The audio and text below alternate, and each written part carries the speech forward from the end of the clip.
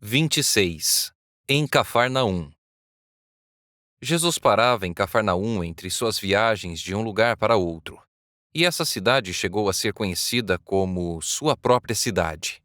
Ficava na praia do Mar da Galileia e próximo à bela planície de Genezaré, para não dizer na própria planície. A profunda depressão do lago proporciona o agradável clima do sul à planície, que está às margens de suas praias. Ali, nos dias de Cristo, floresciam a palmeira e a oliveira. Havia pomares e vinhas, campos verdejantes e belas flores em rica exuberância.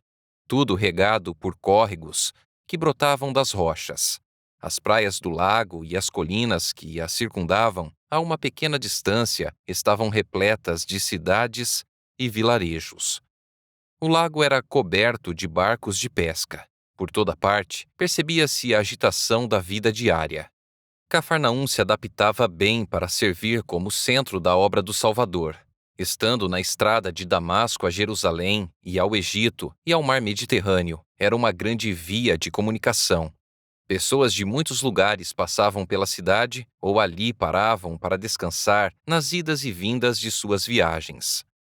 Nesse lugar, Jesus podia encontrar representantes de todas as nações e de todas as classes sociais, tanto o rico e poderoso quanto o pobre e humilde. Desse modo, suas lições seriam levadas a outros países e a muitos lares.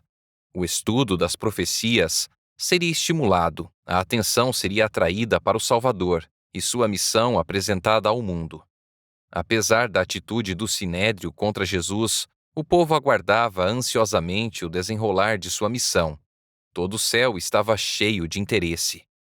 Anjos preparavam o caminho para seu ministério, tocando o coração das pessoas e atraindo-as ao Salvador.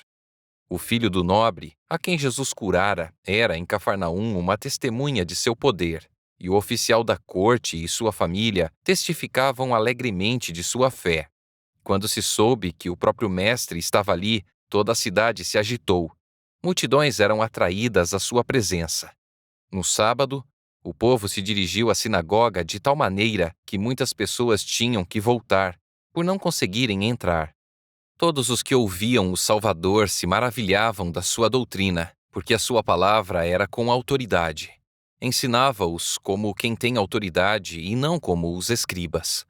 Os ensinos dos escribas e anciãos eram frios e formais, como uma lição aprendida mecanicamente. Para eles, a palavra de Deus não possuía poder vital algum.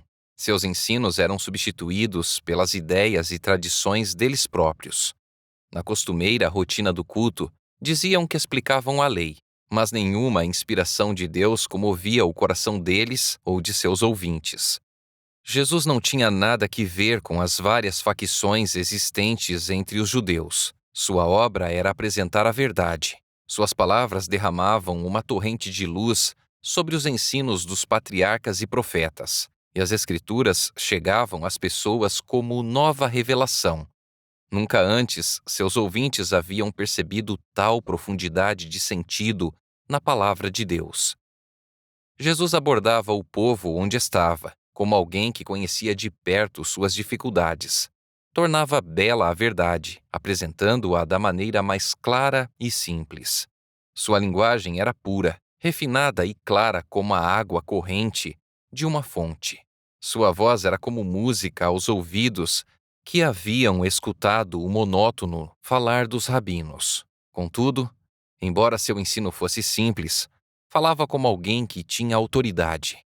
Essa característica punha seu ensino em contraste com o de todos os outros. Os líderes religiosos falavam duvidosos e hesitantes, como se as escrituras pudessem ser interpretadas significando uma coisa ou exatamente o contrário. As dúvidas dos ouvintes aumentavam a cada dia, mas Jesus ensinava as escrituras com inegável autoridade. Qualquer que fosse o assunto, era apresentado com poder, como se suas palavras não pudessem ser contestadas. No entanto, era mais fervoroso do que veemente. Falava como alguém que tinha um propósito definido a cumprir. Estava apresentando as realidades do mundo eterno. Em todos os temas, Deus era revelado. Jesus procurava quebrar o encantamento da cega preocupação que mantém as pessoas absorvidas com o que é terreno. Colocava as coisas desta vida em seu devido lugar, como subordinadas às de interesse eterno, mas não passava por alto a importância das coisas terrestres. Ensinava que o céu e a terra estão ligados e que o conhecimento da divina verdade prepara melhor as pessoas para o cumprimento dos deveres da vida diária. Falava como uma pessoa familiarizada com o céu, consciente de suas relações com Deus, mas reconhecendo sua unidade com cada membro da família humana. Suas mensagens de misericórdia variavam, a fim de ajustar-se ao seu público. Sabia dizer boa palavra ao cansado, pois nos lábios lhe era derramada a graça, a fim de que transmitisse às pessoas, de maneira mais atrativa, os tesouros da verdade. Possuía tato para se aproximar da mente mais cheia de preconceitos, surpreendendo-a com ilustrações que lhe prendiam a atenção. Por intermédio da imaginação, ele alcançava o coração. Suas ilustrações eram tiradas das coisas da vida diária e, embora simples, traziam admirável profundidade de sentido. As aves do céu, os lírios do campo, a semente, o pastor e as ovelhas. Com essas coisas, Cristo ilustrava a verdade imortal. Posteriormente, sempre que seus ouvintes viam essas coisas da natureza, recordavam suas palavras. As ilustrações de Jesus reiteravam continuamente suas lições. Cristo nunca bajulava as pessoas. Não dizia o que fosse exaltar suas fantasias e imaginações, nem as elogiava pelas invenções inteligentes. Mas pensadores profundos, livres de preconceito, recebiam seus ensinos e verificavam que estes punham à prova sua sabedoria. Maravilhavam-se diante da verdade espiritual expressa na mais simples linguagem. Os mais instruídos ficavam impressionados com suas palavras, e os incultos tiravam sempre benefício delas. Tinha uma mensagem para os iletrados, e levava até mesmo os pagãos a compreender que tinha uma mensagem para eles também. Sua terna compaixão vinha com um toque curador ao coração dos cansados e aflitos. Mesmo entre a turbulência de inimigos furiosos, era rodeado por uma atmosfera de paz. A beleza de seu semblante, a amabilidade de seu caráter e, sobretudo, o amor expresso no olhar e na voz atraíam para ele todos os que não estavam endurecidos na incredulidade. Se não fosse pelo espírito suave e compassivo refletido em cada olhar e palavra, ele não teria atraído as grandes multidões que atraiu. Os aflitos que iam até ele sentiam que identificava seu interesse com o deles, como um afetuoso e fiel amigo. Assim desejavam conhecer mais das verdades que ensinava. O céu ficava mais próximo. Queriam permanecer diante dele, para terem sempre consigo o conforto de sua presença. Jesus observava com profundo interesse as mudanças na fisionomia dos ouvintes. Os rostos que expressavam interesse e prazer lhe davam grande satisfação. Quando as flechas da verdade penetravam a mente, rompendo as barreiras do egoísmo e ocasionando a contrição e, por fim, o reconhecimento, o Salvador se alegrava. Quando seus olhos percorriam a multidão dos ouvintes e reconhecia entre eles os rostos que já vira anteriormente, seu semblante se iluminava de alegria. Via neles candidatos em potencial a súditos de seu reino. Quando a verdade, dita com clareza, atingia algum ídolo acariciado, observava a mudança de fisionomia, o olhar frio de repulsa, que mostrava que a luz não era bem-vinda.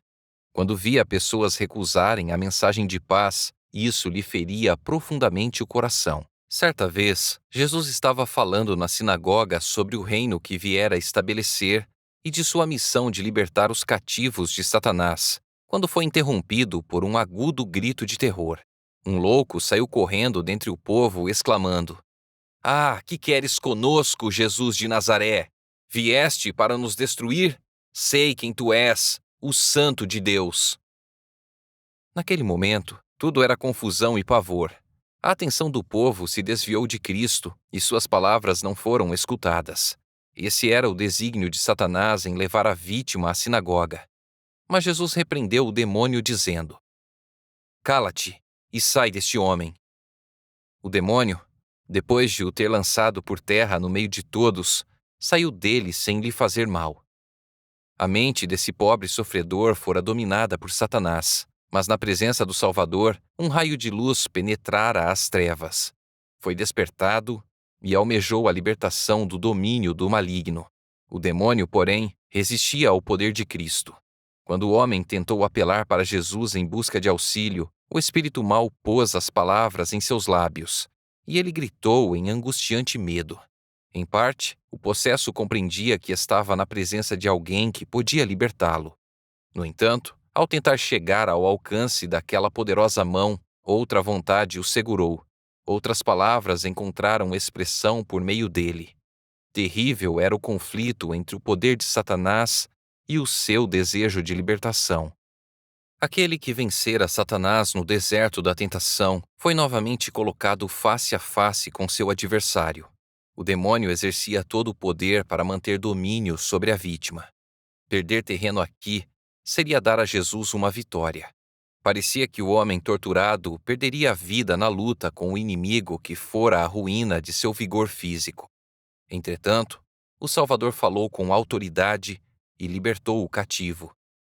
O homem que estivera possesso estava perante o povo admirado, feliz na liberdade de controlar a si mesmo.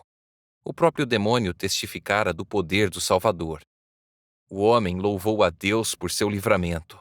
Os olhos que, até momentos antes, flamejavam de loucura, passaram a brilhar de lucidez e inundavam-se com lágrimas de gratidão. O povo estava mudo de espanto. Assim que recobraram a fala, exclamaram uns para os outros: "Que é isto? Que nova doutrina é esta? Pois com autoridade ordena aos espíritos imundos e eles lhe obedecem." A causa oculta da aflição que havia tornado esse homem em um terrível espetáculo aos amigos e um fardo para si mesmo estava em sua vida. Estivera fascinado pelos prazeres do pecado e quisera fazer da própria vida um grande carnaval. Não sonhava em se tornar um terror para o mundo e uma vergonha para a família. Achou que poderia gastar o tempo em extravagâncias inocentes. Porém, uma vez no declive, escorregou e caiu rapidamente. A intemperança e a futilidade perverteram seus nobres atributos naturais, e Satanás o dominou completamente. O remorso veio tarde demais. Quando quis renunciar à fortuna e ao prazer para readquirir as forças perdidas, tinha se tornado incapaz nas garras do maligno. Havia se colocado no campo do inimigo, e Satanás tomara posse de todas as suas capacidades. O tentador o seduzira com muitas ilusões encantadoras. No entanto, uma vez que o pobre miserável estava em seu poder, tornara-se incansável em sua crueldade e terrível em suas furiosas investidas. Assim será com todos os que compactuam com o mal. O fascinante prazer do início de sua carreira termina nas trevas do desespero ou na loucura de uma vida arruinada. O mesmo espírito mau que tentara Cristo no deserto e que controlava o louco de Cafarnaum dominava os incrédulos judeus. Entretanto, para com eles assumia um ar de devoção, buscando enganá-los quanto aos motivos que tinham para rejeitar o Salvador. A condição deles era mais desesperadora que a do endemoniado, pois não sentiam necessidade de Cristo, sendo assim mantidos seguros sob o poder de Satanás. O período do ministério pessoal de Cristo entre os seres humanos foi o tempo de maior atividade das forças do reino das trevas. Durante séculos, Satanás e seus anjos haviam procurado controlar o corpo e a mente das pessoas, para trazer sobre elas pecados e sofrimentos. Depois, ele acusara a Deus de toda essa miséria. Jesus estava revelando aos seres humanos o caráter de Deus. Estava destruindo o poder de Satanás e libertando seus cativos. Nova vida e amor do céu moviam o coração humano, e o príncipe do mal despertou para brigar pela supremacia de seu reino. Satanás convocou todos os seus exércitos, e em cada passo combatia a obra de Cristo. Assim será na grande batalha final do conflito entre a justiça e o pecado. Ao passo que nova vida, luz e poder descem do alto sobre os discípulos de Cristo, um vigor renovado está brotando de baixo e revitalizando os instrumentos de Satanás. A violência está se apoderando de todo elemento terrestre. Com uma sutileza adquirida ao longo de séculos de conflito, o príncipe do mal age disfarçadamente. Aparece vestido como anjo de luz, e multidões estão dando ouvidos a espíritos enganadores e a ensinos de demônios.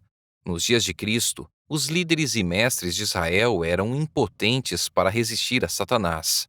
Negligenciavam o único meio pelo qual podiam se opor aos maus espíritos. Foi pela palavra de Deus que Cristo venceu o maligno. Os líderes judaicos afirmavam ser expositores da palavra de Deus, mas a tinham estudado apenas para apoiar suas tradições e impor suas observâncias de origem humana. Por suas interpretações, haviam feito com que ela expressasse ideias que Deus nunca tivera em mente. Suas explicações místicas tornavam obscuro aquilo que ele fizera claro. Discutiam sobre questões técnicas insignificantes e negavam as verdades essenciais. Assim, a infidelidade se difundia amplamente. Tiravam o poder da palavra de Deus e os espíritos maus atuavam à vontade. A história está se repetindo. Tendo a Bíblia aberta diante de si e professando respeitar seus ensinos, muitos líderes religiosos de nossa época estão destruindo a fé nela como palavra de Deus. Ocupam-se em esmiuçar a Bíblia e estabelecer as próprias opiniões acima de suas declarações evidentes. Nas mãos deles, a palavra de Deus perde o poder transformador. É por isso que a incredulidade domina e a iniquidade reina. Depois de minar a fé na Bíblia, Satanás encaminha as pessoas a outras fontes em busca de luz e poder. Assim ele se insinua. Os que se desviam dos claros ensinos das Escrituras e do poder convincente do Espírito Santo de Deus estão convidando o domínio dos demônios. A crítica e as especulações sobre a Bíblia têm aberto o caminho ao espiritismo e à teosofia, formas modernas do antigo paganismo, para conseguir se firmar mesmo nas supostas igrejas de nosso Senhor Jesus Cristo. Lado a lado com a pregação do Evangelho, estão atuando forças que são apenas médiums de espíritos mentirosos. Muitos se aproximam delas por mera curiosidade, mas, vendo demonstrações de forças sobre-humanas, são fascinados a ir sempre mais adiante, até que ficam dominados por uma vontade mais forte que a sua. Não conseguem escapar de seu misterioso poder. As defesas da mente são derrubadas. A pessoa fica sem barreira contra o pecado, uma vez que as restrições da palavra de Deus e de seu espírito são rejeitadas. Ninguém sabe a que profundezas de degradação é capaz de imergir. Um pecado secreto ou desejo dominador pode manter cativo o indivíduo e torná-lo tão impotente quanto o endemoniado de Cafarnaum. No entanto, existe esperança para um caso como esse. O meio pelo qual podemos derrotar o maligno é aquele que Cristo utilizou para vencer: o poder da palavra. Deus não domina nossa mente sem nosso consentimento. Contudo, se desejamos conhecer e fazer sua vontade, pertence-nos a promessa: conhecereis a verdade e a verdade vos libertará. Se alguém quiser fazer a vontade dele, conhecerá a respeito da doutrina. Mediante a fé nessas promessas, todos poderão ser libertos das armadilhas do erro e do domínio do pecado. Todos são livres para escolher que poder os dominará. Ninguém caiu tão fundo, nem é tão mau, que não possa encontrar libertação em Cristo. Em vez de uma oração, o endemoniado só conseguiu proferir as palavras de Satanás, mas o mudo apelo do coração foi ouvido. Nenhum grito de uma pessoa em necessidade, embora deixe de ser expresso em palavras, ficará desatendido. Os que consentirem em entrar com o Deus do céu em uma aliança não serão deixados entregues ao poder de Satanás ou às fraquezas da própria natureza. São convidados pelo Salvador. Que se apoderem da minha força e façam paz comigo. Sim, que façam paz comigo. Os espíritos das trevas combaterão pela pessoa que está sob o domínio deles, mas anjos de Deus lutarão por ela com um poder que prevalecerá. O Senhor declara: será que se pode tirar o despojo dos guerreiros? Ou será que os prisioneiros podem ser resgatados do poder dos violentos? Assim, porém, diz o Senhor: sim, prisioneiros serão tirados de guerreiros, e despojo será retomado dos violentos. Brigarei com os que brigam com você e seus filhos. Eu os salvarei. Enquanto todos na sinagoga ainda estavam espantados, Jesus se retirou para a casa de Pedro, a fim de repousar um pouco. Entretanto, ali também descera uma sombra. A sogra de Pedro estava enferma, com muita febre. Jesus repreendeu a enfermidade, e a doente se ergueu e atendeu às necessidades do mestre e dos discípulos. Por toda Cafarnaum, logo se espalharam as notícias da obra de Cristo. Temendo os rabinos, o povo não ousou ir em busca de cura durante o sábado. Mas assim que o sol se ocultou no horizonte, notou-se uma grande agitação. Dos lares, estabelecimentos e centros de comércio, os habitantes locais saíam para a humilde morada em que Jesus se abrigara. Os enfermos eram levados em leitos, iam se apoiando em cajados ou ajudados por amigos e se arrastavam com dificuldade à presença do Salvador. Durante horas a fio, iam e voltavam, pois ninguém sabia se no dia seguinte o médico ainda estaria entre eles. Nunca antes Cafarnaum presenciara um dia como aquele. O espaço se enchia de vozes de triunfo e aclamações pela libertação. O Salvador se sentia feliz pela alegria que produzira. Quando presenciou os sofrimentos dos que tinham ido até ele, seu coração se moveu de compaixão, e Jesus se alegrou com o poder de lhes restaurar a saúde e a felicidade. Enquanto o último enfermo não foi curado, Jesus não cessou de trabalhar. Era tarde da noite quando a multidão partiu e o silêncio desceu sobre o lar de Simão. Passara o longo dia, cheio de atividades, e Jesus procurou repouso. Mas, estando a cidade ainda imersa no sono, o Salvador, tendo-se levantado alta madrugada, saiu, foi para um lugar deserto e ali orava. Assim eram os dias da vida terrestre de Jesus. Muitas vezes, dizia aos discípulos que visitassem seus próprios lares e repousassem, mas resistia gentilmente aos esforços deles para o afastarem de suas atividades. Ele trabalhava durante o dia todo, ensinando o inculto, curando o enfermo, dando visão ao cego, alimentando a multidão, e de madrugada, ou cedo de manhã, saía para o santuário das montanhas, em busca de comunhão com seu Pai. Muitas vezes, passava a noite inteira orando e meditando, voltando ao raiar do dia ao seu trabalho entre o povo. De manhã cedo, Pedro e seus companheiros foram até Jesus, dizendo que o povo de Cafarnaum o procurava. Os discípulos tinham ficado amargamente decepcionados com a recepção que Cristo tivera até então. As autoridades de Jerusalém estavam procurando matá-lo. Seus próprios conterrâneos tinham tentado tirar-lhe a vida. Mas em Cafarnaum, ele era recebido com alegre entusiasmo, e as esperanças dos discípulos se reanimaram. Talvez, entre os galileus que amavam a liberdade, estariam aqueles que apoiariam o novo reino. No entanto, os seguidores de Jesus ficaram surpresos ao ouvir estas palavras.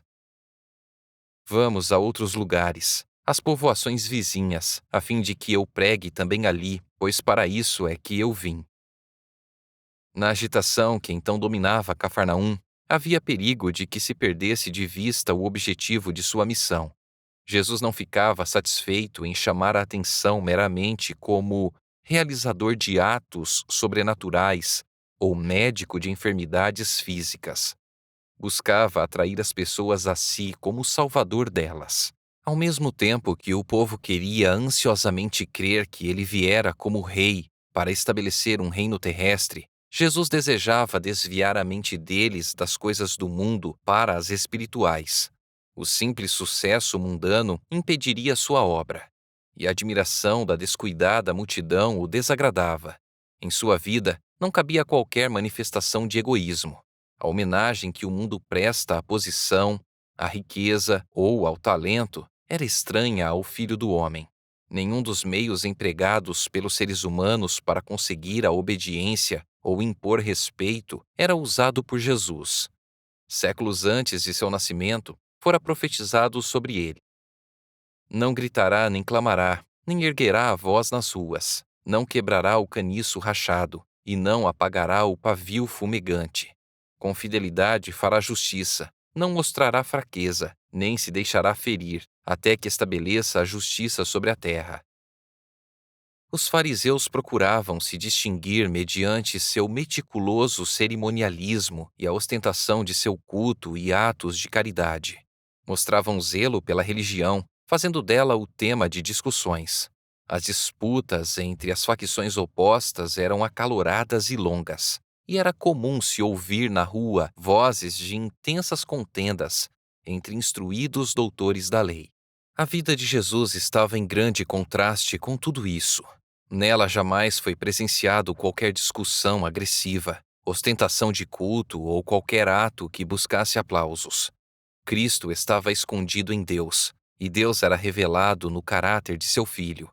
Era a essa revelação que Jesus desejava que a mente do povo fosse dirigida e suas homenagens fossem prestadas.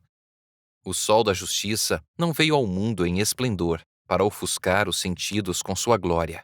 Está escrito a respeito de Cristo: tão certo como nasce o sol, ele aparecerá. Calma e suavemente o dia surge na terra, afastando as trevas e despertando o mundo para a vida. Assim se ergueu o sol da justiça, trazendo salvação nas suas asas.